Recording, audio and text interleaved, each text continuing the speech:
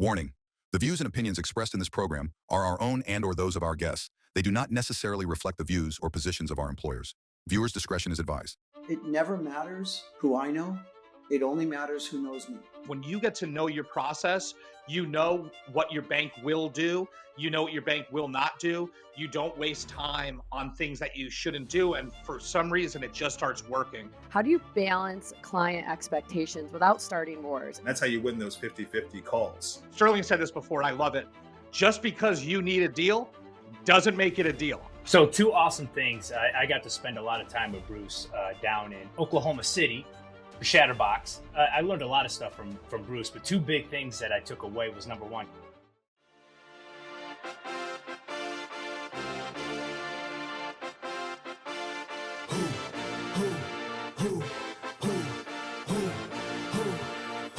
Promise I'm not being petty. I'm the one they envy, Brody, moving state to state. Make $1 million out to send me, plus I grinded from the start. I was stacking pennies, I might dip like Machiavelli. After the confetti, who ready? We ready? Who ready? We ready? Who ready? Who? We ready? Who? Who ready? Who? We ready? Who? Who ready? We ready? Who ready? We ready? Who ready? Who? We ready? Who?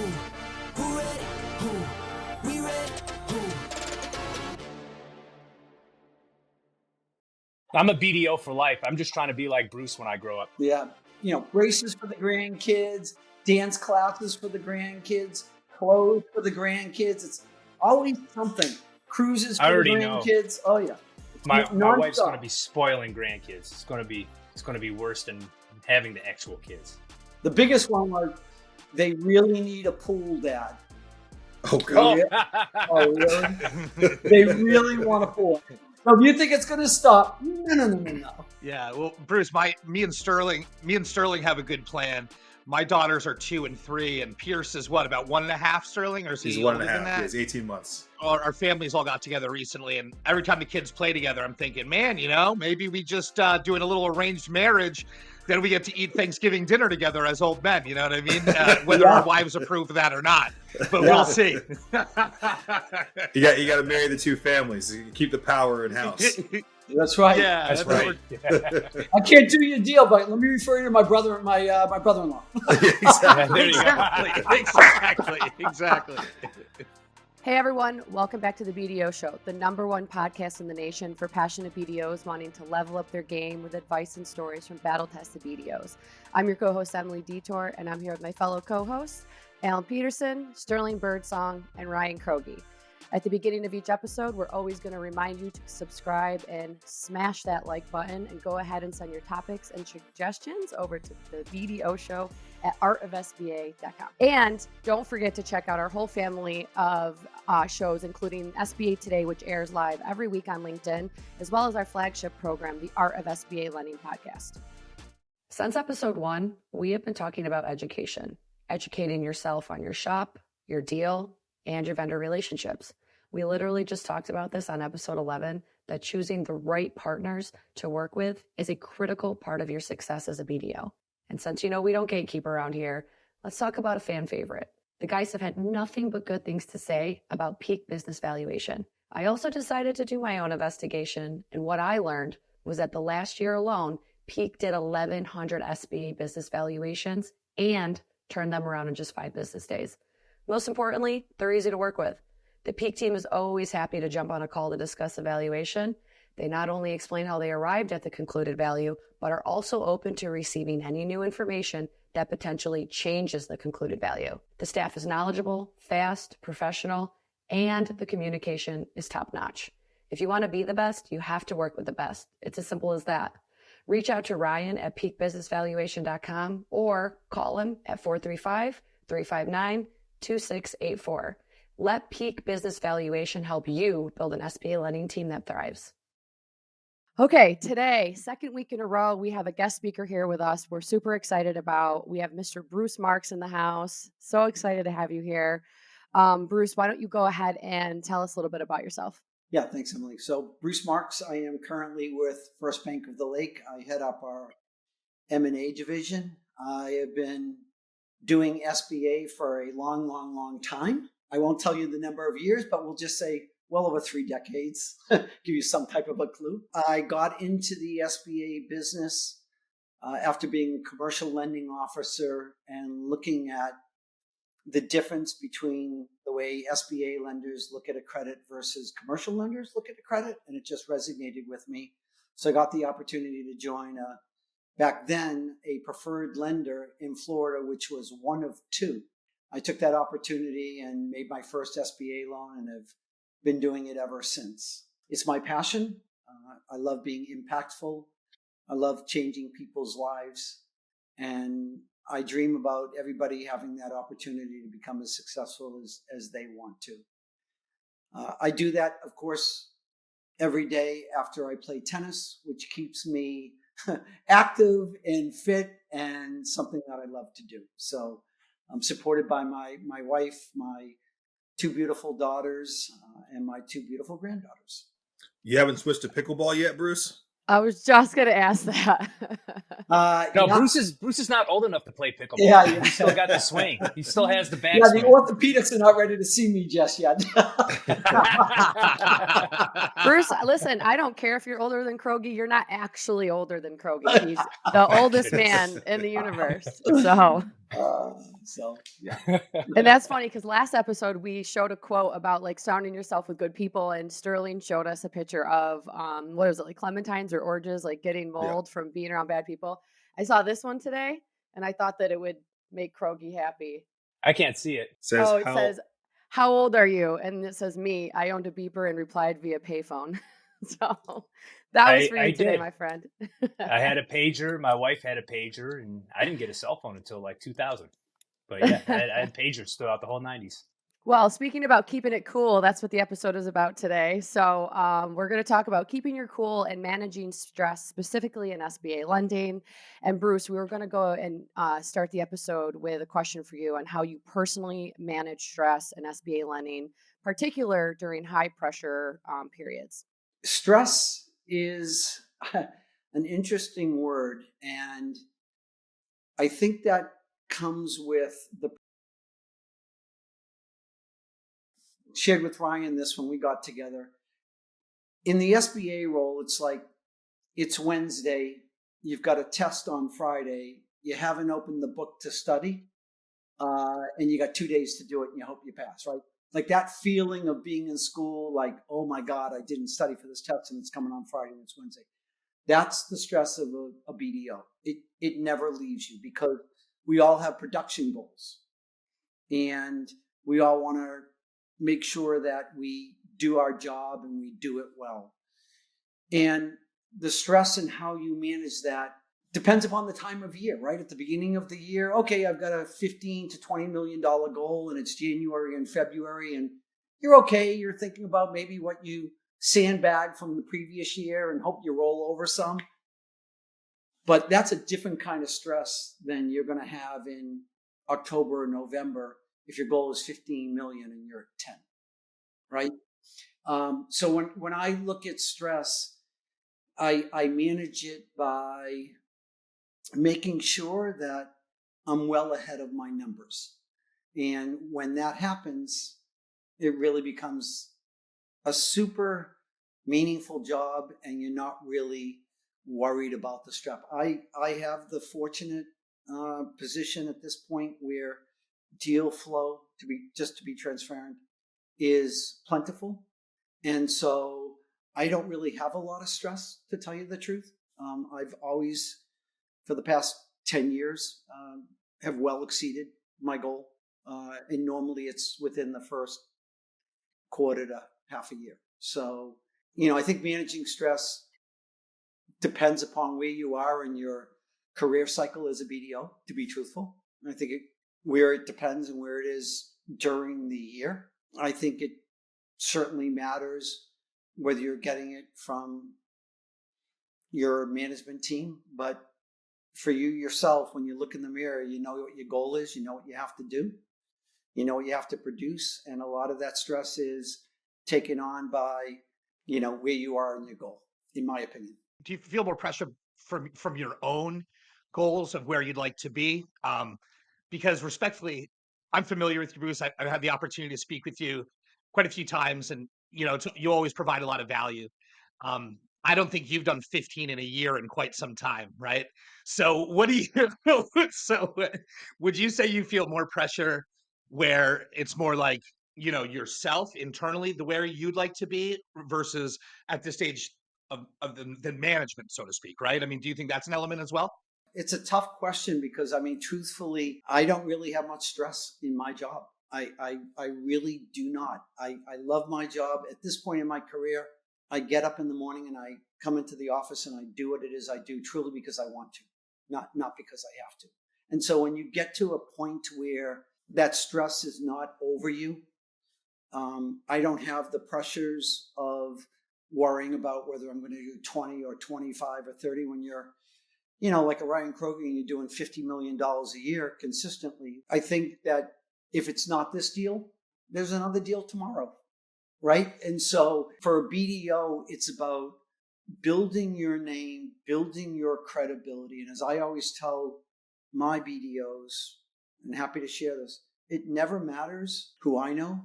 It only matters who knows me. Like, everybody knows Ryan is Mr. Michigan, right? Like you said it earlier, right? Oh, I got a deal in Michigan. I'm not touching it. I'm giving it to Kroge, right? I won't even touch paper in Michigan. So imagine you're him. He's got Sterling sending him deals. He's got Bruce sending him deals. He's got Alan sending him deals. He's got Ray Drew sending him deals. He's got Chris. He's got all those people out there representing essentially him because he's done an excellent job letting the marketplace know what he does and what he doesn't do, right? He's Mr. Retail. Everybody knows that. So, and they respect him for that. So for him to do that number consistently, the stress is not like he's a BDO 2 years into his job. He's got a $12 million goal. Here's a laptop and a computer screen. Good luck, Butch. Hope you make it. It's a lot different. So I think, and it's, as a manager, you have to manage that.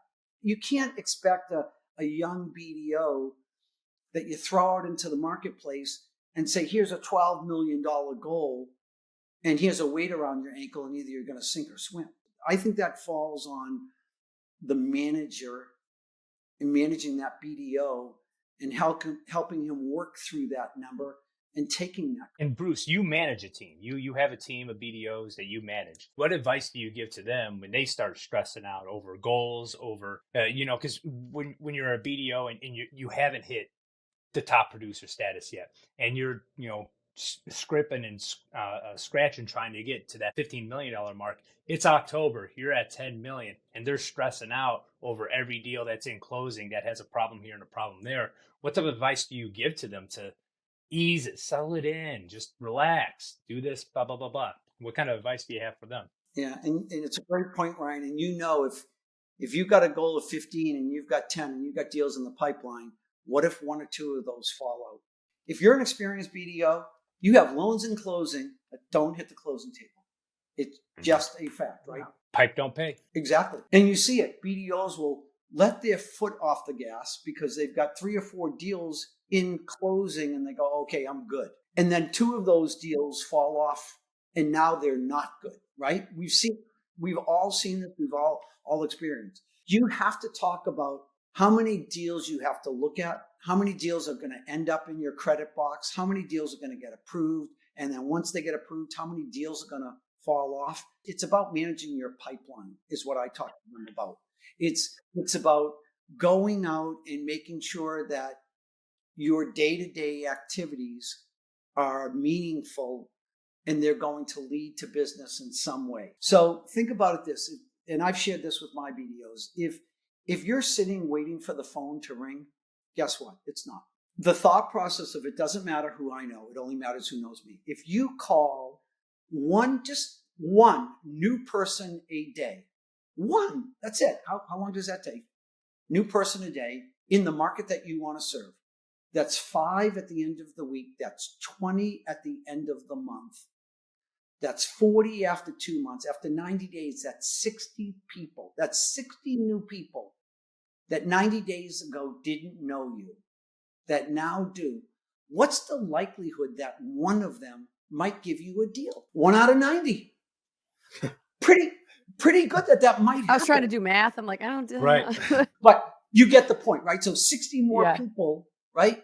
60 more people know your name. And now imagine it by 6 months or a year. My dad used to say, stay in their face, stay in their face, stay in their face, because out of sight, out of mind, right? Right. We all know this. We all have referrals, ones that are loyal and ones that, oh, I'm paying you a quarter of a point more. Okay, well, Sterling was a nice guy. Hey, let me talk to you, Alan. That's what they're driven by, right? So that's going to happen. Bruce, I always love to ask these guys in the infancy of their careers what they did as BDOs, like what their reach was, what were their tactics? How did you reach out to people when you first started? He used to send pigeons, actually, back in those days. He used to courier write pigeon. it on. 100% right. He's got it. That's exactly what I was Yogi and Bruce forever. Sterling, I was going to say horse and buggy, but we'll go with yours.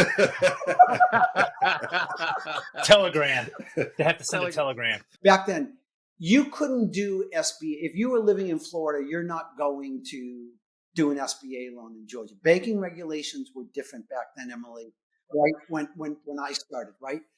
But let's talk about when banks became more of a national lender and you can do that, because that's more apropos, right? Versus what I did when I absolutely. But I remember I had gotten this really nice big book and it had the vinyl sleeves in it where you could put business cards.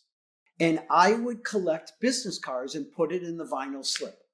So my thought process of one a day, and I'm going around and I'm meeting new people.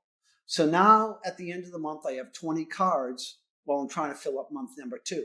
And I made it a habit of, on Fridays, calling 5 of those people on the cards that I had and just saying, very simple, this is Bruce.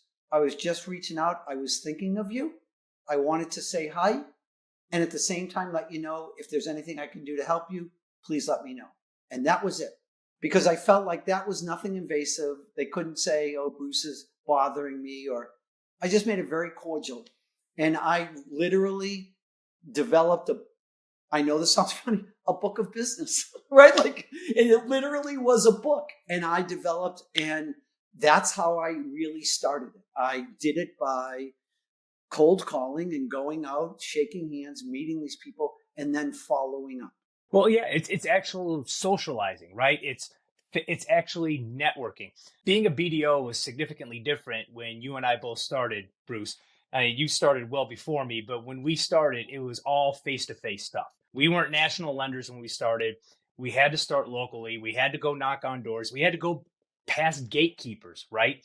And so it was all about lunches. It was all about, what have you done for me lately? And to be front of face, front of card, have your card in front of every other BDO that was out within your local market, you had to differentiate yourself. You had to actually go out and talk to them, take them out to lunch. I used to use the same type of tactics. I would close a deal and it would be in a certain industry or it would be in a certain location, and I would think of a CPA that specialized in that. Like here in the Midwest, I mean, we're Detroit, we're the belt buckle of the Rust Belt, right? I did a lot of manufacturing, a lot of tier 1, tier 2 suppliers. And so when I would do a manufacturing company, I had a CPA firm that specialized in manufacturing. Oh, they actually specialized in plastic mold injectors. They did quite a bit of tax returns for them. And so I would call them up and I'd say, hey, I just closed on this deal. It's a tier 2 supplier. It's not in mold injector, but I thought about you because I know you do a lot with mold injectors. This is how we got the deal done. I figured it would be something that might help your clients. So keep me in mind if this comes, across your desk, if you have one of your clients trying to right-size their balance sheet or something like that. Just trying to find that common ground to get them to think of you, because they'll get that client. They'll come across their desk. They're doing their 1120S. And they're like, man, this guy always had this problem with XYZ. You know what? Ryan Kroge called me a month ago and he said he just did something similar to a client of his. I'm going to call him right now and hook him up. And what really transitions from, when Bruce started lending to what we can all do today, at the end of the day, it's all relationships. Relationships are the common denominator across all of this. And people sometimes, when they get into banking, they think it's about the numbers. They get caught up in the ratios and they get caught up in the debt service and the LTV and all this type of stuff. But at the end of the day, banking is people lending money to people. and it's really a relationship business. And so if you understand that piece of it, I think that's what's made me more successful in my career. When I go to credit committee, I know that the people who I'm presenting to respect me because I've spoken to them for 3 years now. I've presented consistently. I know my deals when I'm talking about them. And I know that I have credibility, and they're going to say, hey, Sterling's presenting this deal. We should, really listen and see if there's a way that we could potentially get this done. And that's how you win those 50-50 calls. And again, that all goes down to relationship. That's the common denominator here. It's about production because, we're talking about stress relievers, stressful situations. And, it can surround production, work, family, life balance, things that you've got going on within your office, health issues, all types of different things can cause stress within the workplace. And we've done a lot of conversations about it. You brought up tennis, which I think is awesome. I love that you play tennis. I like being active as well. But what other kind of stress relievers can you recommend to BDOs, especially on this nationwide platform that we're all on now, correct? So a lot of us sit behind a desk all day long, crunching numbers, pumping out term sheets, talking to people digitally, on Teams, on Zoom. So what kind of stress relievers, when you get home or first thing in the morning, can you just go out and kind of decompress, hit that reset button so you can attack the day? One of, believe it or not, a way to relieve stress in this business is by you managing your day-to-day business and not the day-to-day business managing you. I spent the day with the president. He flew in. We had a great day together. I picked him up at the airport, and I said to him when I dropped him off right before we're doing this podcast, I said to him, what did you notice? He said, well, I noticed a lot of things. I said, what was the first thing that didn't happen today? And he said, we weren't interrupted. I said, you're right. My phone did not ring once. My phone never rang today.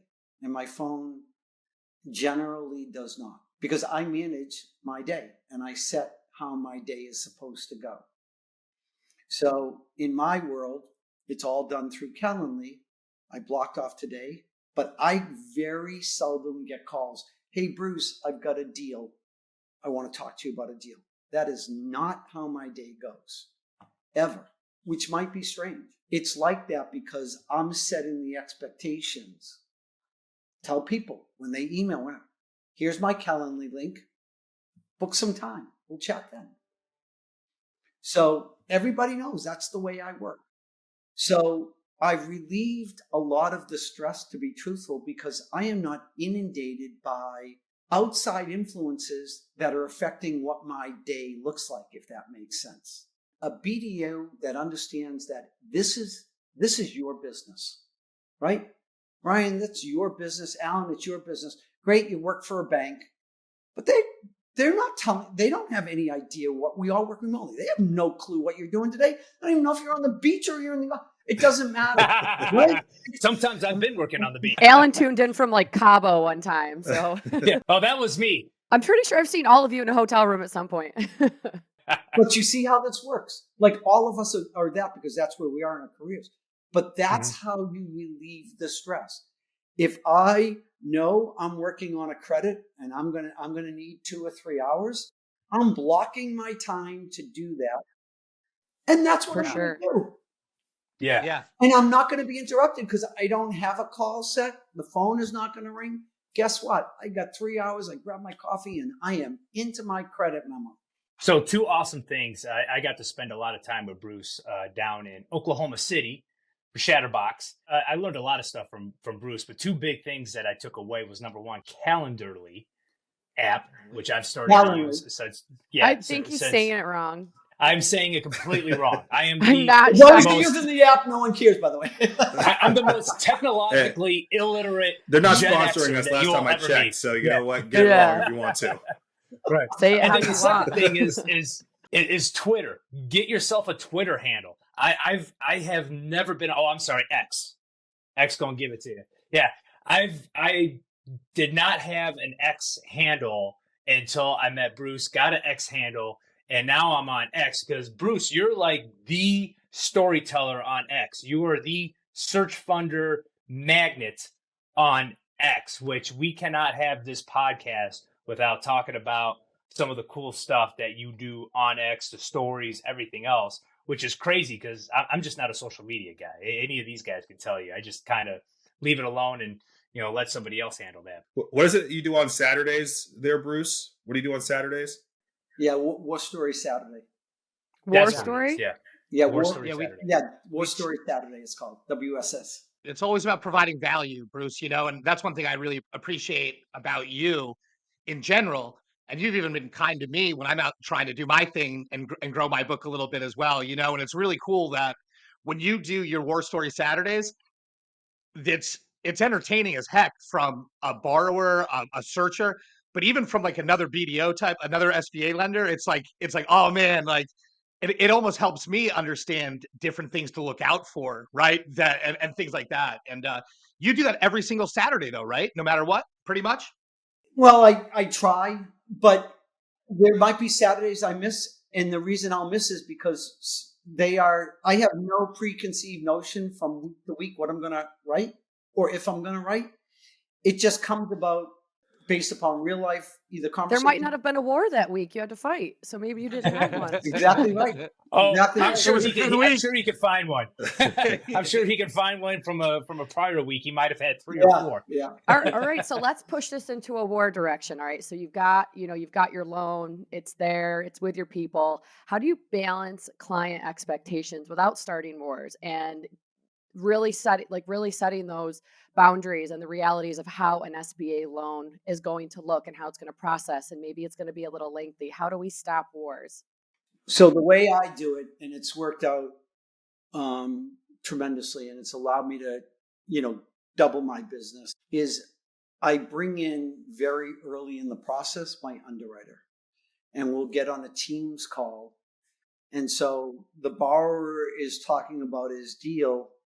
I'm on the call and my underwriter is on the call. We pretty much can assess, is this a transaction we want to move forward with, or is this, just a pass? I'll get the deal. I'll look at it. I'll go, oh, it's a retail deal in Michigan. No, never. Let me call Ryan. So better not be doing deals in Michigan. Yeah.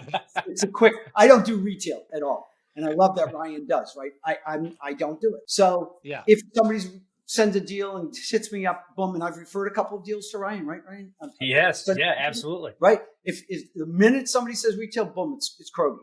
So that's an immediate type of thing. If somebody asks me for a real estate deal, I don't do real estate. It's not something I want to do, even if it's in a business acquisition. I don't like it. I'm not really good at it, and there's other lenders who are, and it's all about the client, not me. Yeah, and Bruce is really good at that pari passu deal. I mean, I think we were talking before. You're taking one to committee tomorrow that I referred to you that you referred to. We just don't do pari passu at our bank. So I got 2 pari passu deals going along committee. So you talk about a goal 12 to 15 million. I'm going to do 12 million tomorrow because both deals are going to get approved. So it will be a $12 million week. Never. That's awesome. A year. That's so great. So that ought to keep the boss off your back, huh, Bruce? Yeah. Bruce is going to make more production in 2 deals in committee tomorrow than the majority of BDOs out there in the country. Yeah. So, getting back, so I'll bring my underwriter in and we will then talk about what our process, and our process is pretty tight. It's generally a term sheet, and then 2 weeks from the term sheet, we have a commitment letter. But I make the borrower do the work. Listen, they all have choices, and they can choose whoever they want to work with. Sometimes they choose me, sometimes they don't. Maybe they don't like the way, we go about our business or our price, whatever the case may be. But it's easy when, from my perspective, when I get my underwriter on board, it's so super easy right from the beginning, because any expectations now are, and we always tease, I go, I'm just the face of the bank, but this is the brains. So I'm happy to talk to you, but if you have any questions, go to him, because he's really the one that's going to be the underwriting a deal. And the way we have it set up here at First Bank of the Lake is our underwriters present to loan committee, not the BDO. Oh, that's cool. So the underwriter is actually presenting the deal. And then after he presents his deal, okay, turn it over to Bruce for any of Bruce's comments. To Ryan's point, the first question our committee wants to know is, how'd you get the deal, Bruce? Where did it come from? Tell me, did you meet the borrower? Tell me a little bit about the borrower personally. And it's more about that, but I don't present the deals. So you get to tag team in committee with your underwriter. That's That's awesome. pretty cool. That it is is phenomenal. Because usually it's just the BDO kind of beefing with the underwriter for a little bit, but I think that that's awesome that they're working as like a complete team. And my underwriter knows this. I will defer to him. If my underwriter has an issue with the deal, I'm out. Mhm. I'm out. I never question him. So Bruce, do you have the same underwriter on every deal? Is it one person who's dedicated to you? Yes, I have one dedicated underwriter to me. Yes. Okay. And where are you and where are they? Physically, Yeah, just curious. he's in Maine and I'm in Do you Florida. do you ever see him or meet up or get in person, like FaceTime? Like the boys were talking about like getting together with their team every once in a while just because We everyone's so scattered. FaceTime 2 to 3 times a day. Yeah. That's great. Not even phone calls, FaceTime.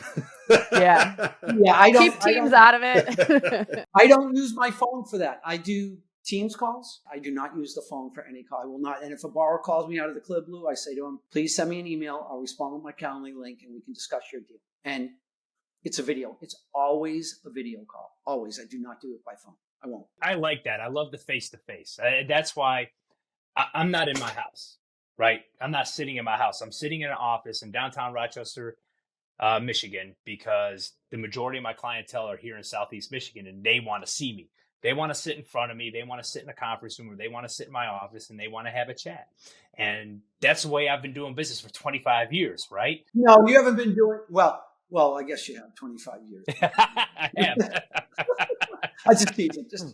I'll just stay quiet. Before we wrap up here, Bruce, I did hear a rumor about you, and I heard this rumor actually from you, so I guess maybe it's not a rumor, but the rumor is that you only do deals that are $4 million plus. So the first question is that true? And the second question is, what are you doing with the $3 million deals? Because I know a guy. Who do you know, Sterling? Sterling knows Sterling. Sterling knows Don't worry. Sterling. That's who Sterling knows. Well, we'll talk offline. So I'm looking at my deal board right now. I've got 5 deals, and this is the loan size. So I'm just 7, 4.2, 5.2, 6.4, and 6.7. Those are the 5 deals. So written right there where he can see them at all times. So they taunt him to get them done. 12, whatever. Pipeline management, baby. Yeah. 25 to 30 million. And that's what I'll do, But of course, you get them done. They get approved. I lost a $5 million deal yesterday. The borrower called me up. We had a conversation and he said, I'm just a little bit nervous. I said, why? He goes, because so many things, I feel like so many things have to go right for this deal to work. And I said, that's it. We're done. If you have to have so many things go right to make this work, no. If you're telling me there's so many things that have to go wrong for this deal to die, okay, that's a different story. Right. And I literally said, we're done. The deal is over. Walk. Yeah, that makes me nervous too. Right. That would make any really, because the first job as a BDO is not to do a loan. It's to protect the assets of your bank and the institution you're working for. That's your very first job. Not to do a deal. And as we all know, sometimes the best deal is the one we don't do, right? And I think all of those things, as you mature in this industry, you get time in this industry, you get the number of reps in this industry, you learn best practices. I believe the stress of the job becomes less and less and less, and it allows you to really love what it is you do when you get up in the morning and you do it. I got to believe at this point in all of your careers, yours, Ryan, Sterling, Alan, you love what you do. Because if you didn't, you'd probably be doing something different. So for all the young BDOs out there that might be listening, it's never going to end. You're always going to have that feeling. It's Wednesday. I haven't studied and I got to test on Friday. That's just part of the job.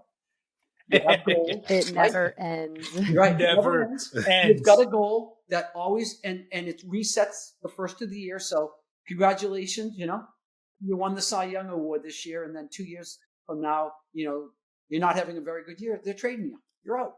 So Bruce, how many people do you have on your team now under you? So there's 4 that report to me. We're a team of 5. Okay, and how are your guys doing? Are they also doing pari passu, larger scale transaction? Have you seen them start to do that type of stuff, or not yet? No, no. Okay. You said something super valuable, Sterling, that when you go to loan committee, they know you, they trust you, they have faith in you, they have faith in your deals, they know what your deals look like, right? Yep. That's not given, that's earned. Right. That's right. Sure. And so, to do those kind of deals here at the bank, you have to earn that right to do it. We have another young lady, her name is Angela. She's phenomenal. She does ESOPs. She specializes in ESOP. She does a lot of large pari passu ESOPs, but she only does ESOPs. That's her thing. And she is. Those are complicated, man. Those are super complicated. And she's a professional. She gets it. She's done, over the past year and a half, I think 6 large ESOPs that have been pari passu. And that's tough to do. And those are real tough. She knows the business. She knows the inner workings of it. We have a dedicated underwriter to ESOPs. So that's working out super well for us. I think that now that she's doing so well, if you brought her on and talked about what stress looked like 2 years ago versus stress today, it's a lot less stressful today. It becomes more fun when you start chasing the goal and the goal's not chasing you. I love it. Well put. And you look at different deals. To your point, if you're at 10 and you got to reach 15, you might be, I got to get this deal. And you're stretching for a deal that may not have the quality that normally it would, because you want to hit your number. We all want to hit our number, but quality is number one, as we all know. That's right. To Bruce's point, I've noticed in my own career that passing on opportunities that might be a reach that I know better than, that in my gut, I don't think that we might get home. But maybe if we, the more I eliminate that static and that noise, I've noticed my production has increased dramatically, and that's the good news for any newer BDOs that listen in, as that is a big segment of our audience here on the BDO show. It's that, the little stress of the day to day. The bad news is I just found out that if it comes from Bruce, that feeling never goes away, that it must really never go away, because these guys have been doing this for a little while. But to liken it to the having to cram for a test, I like the way you put that, because I couldn't put into words that feeling. But I've noticed in the very beginning, that feeling was a little bit less. When you get to know your process, you know what your bank will do, you know what your bank will not do. You don't waste time on things that you shouldn't do, and for some reason it just starts working. It sounds crazy. Sterling said this before, and I love it. Just because you need a deal doesn't make it a deal.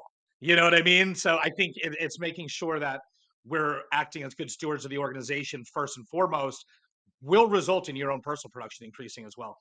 So, for instance, my goal, the bank set my goal this year, it was 60 million. That's a big goal. What'd you do after May? Let's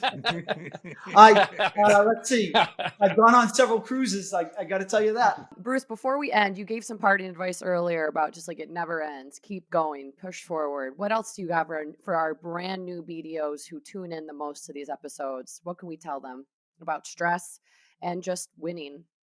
You're not going to win every deal. As a good friend of mine, Eric Pacifici, is an attorney, SMB Law, is a tremendous guy. Shout out. Yeah.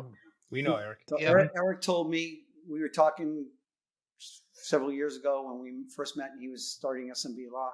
Bruce, you don't have to win them all. You just have to win enough. As a younger BDO, you don't want to share. You want to keep things close to the vest, right?